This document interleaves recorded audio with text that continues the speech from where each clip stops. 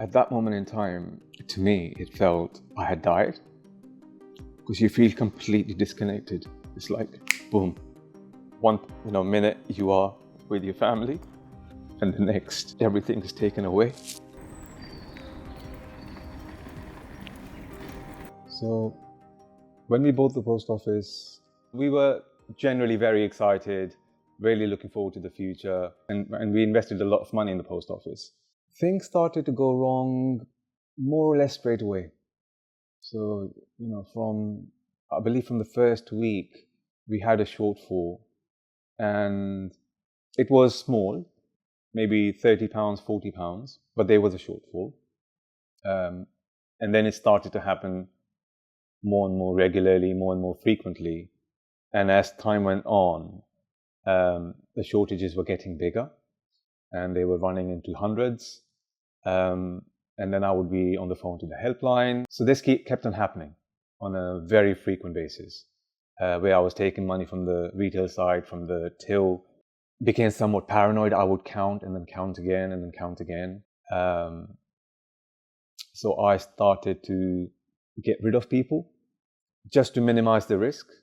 Or replace people and say, okay, let me try somebody else. And where it came to the point when it was just me by myself in the post office.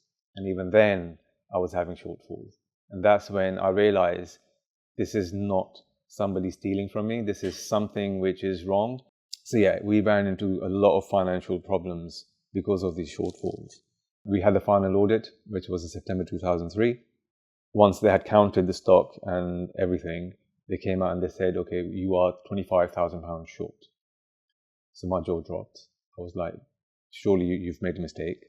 And then we had the investigators who turned up. They wanted to have a look at our property and go through things. We had nothing to hide. We said, fine, no problem, we can go now. And they said, well, we can't find any evidence of theft. Told the whole situation to the solicitor, and the solicitor basically advised us, look, there's £25,000 which is short, so the money's gone somewhere. If you want to avoid custodial sentence, then one of you would have to plead guilty. So I felt responsible, so I said, no, look, I feel responsible. It was I was managing it. So if anyone has to take the blame, it should be me. And I had the choice of either pleading guilty and avoiding prison or going to prison. I think it's a very simple choice at that time. Although back in the back of my mind, I'm thinking, but I haven't done anything wrong. I haven't taken, I'm telling you, I haven't taken any money. And I'm thinking, there is no evidence of theft. In fact, I have been putting money in. Thousands of pounds, right? But that's the advice you are being given by a professional who should be protecting you. And I put my trust in that professional, took the advice, and I was assured, if you plead guilty, you'll avoid custodial sentence, you'll probably get a slap on the wrist. Didn't quite understand what that means, but she said, it's going to be a slap on the wrist, and that's that, and then you can move on with your life. I followed the advice and I pleaded guilty.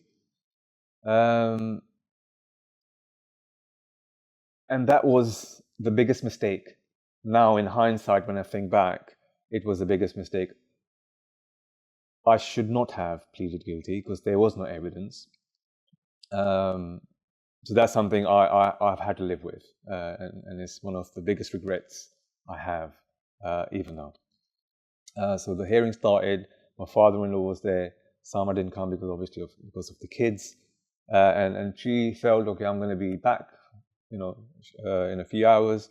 Not overly concerned, but yeah, the judge gave me 9 months custodial sentence, and when I heard the sentence, I remember my legs just went jelly completely.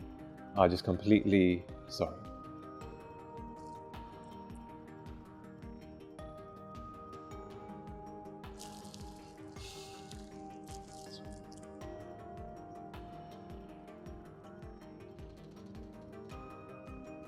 I had 2 guards on either side, and they sort of grabbed my arms, and we turned around and there was a door.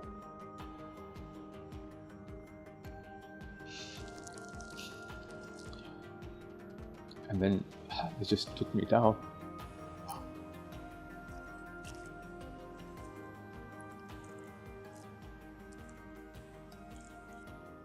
So they took me down to this cell, and they locked me. And I just couldn't believe this was happening. It just seemed completely surreal. And then my barrister came and he spoke to me, and he just apologized and he said, look, I'm sorry, but the judge, he's just made an example out of you, and that was that really. He couldn't say anything else. And then I was put in a prison van, and that was one of the worst parts for me. And I have very vivid memory of this. So when I entered the prison van, and then they lock you inside, and there is just a window to look outside. And the window is tinted, so you can see outside, but nobody can see in. At that moment in time, to me, it felt I had died. Because you feel completely disconnected. It's like, boom. One minute you are with your family, everything is taken away. So throughout the journey, this is what's going through my head. I'm thinking about life and the fact that I hadn't done anything wrong. And to find myself in that position. I was released on tag after 3 months. And then it was just about accepting where we are. And we made a very conscious effort of just leaving it behind and just making a new start. So from 2009, fast forward 2015, we are just getting on with life. I'm at the gym, I come back and Sama tells me, you won't believe this. And I said, what's happened? So she goes, I've watched something on TV and you're not going to believe this. It's like someone telling our story. And I said, what do you mean? She goes, it was the panorama. And I saw somebody who said exactly what's happened to us. Shortfalls, couldn't understand how, why, sent to prison, told you were the only one, all that kind of stuff. While I was still at the gym, she had looked into it. She had made contact with JFSA and had spoken with Alan. So she was telling me all of this and she's getting all excited. And I'm saying, whoa. We do not want to go back there. There's no way I am going back to that place. So I tried to sort of, shoot it down there and then. But Sama was like adamant, no. There must be more to this. We have to look into this. This doesn't make sense. Apparently there was a meeting happening in a church hall near Oxford. So Alan said, come over, and you'll meet other people. So she convinced me and we drove to Oxford and we walked in to this church hall expecting just a few people, but the church hall was packed of people, And that's where this new fight started, really. And after the meeting finished, we stayed behind and we started speaking with other people. And that's the first time I felt some relief that I wasn't going mad, I wasn't stupid, I wasn't making mistakes, because I have had trust issues. I haven't befriended anyone in the last so many years. And I couldn't talk to anyone about this because I just could not bring myself to speak about it. without feeling responsible.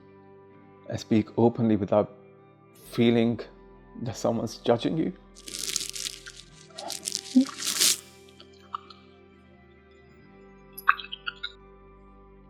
And knowing that they understand, not because they can imagine, but because they've gone through that.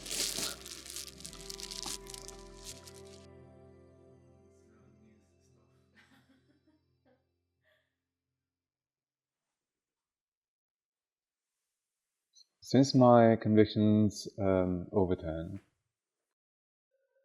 I can speak about what's happened to me, what I've been through, and it's helped in many ways. What I find very frustrating is how this news hasn't had the effect or impact that we thought it would until now. Because when the convictions were overturned, so I was one of the first 6 convictions which were overturned. This was in December 2020. And then in April, there were further 39 convictions which were overturned. That's a very big number of convictions to be overturned on one day. So, and that's why it's called the biggest miscarriage of justice in UK's legal history. But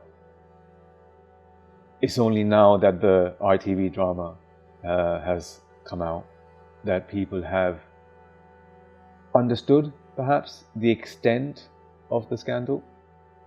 We are still far from where we need to be and where we need to get, and they still keep on fighting and putting obstacles and making it very, very difficult for people who are already fatigued. You know, having lived with this and fought this for 20 years, I can tell you it's very tiring. You know, it takes its toll. So yeah, this needs to be sorted very quickly, very swiftly, very fairly, so we can actually get to a point where we find closure and we can move on.